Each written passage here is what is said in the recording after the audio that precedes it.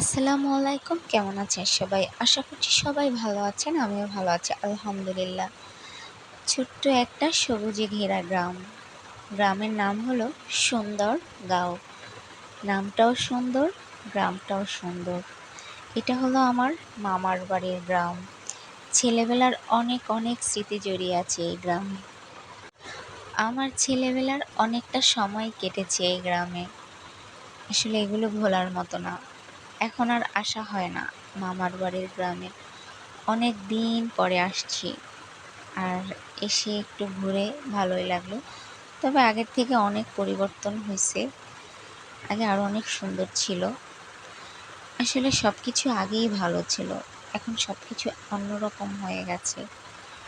যাই হোক, অনেক দিন পরে এই জায়গাটায় এসে অনেক স্মৃতি চোখের সামনে ভেসে উঠেছে। খুব ভালো লাগছে।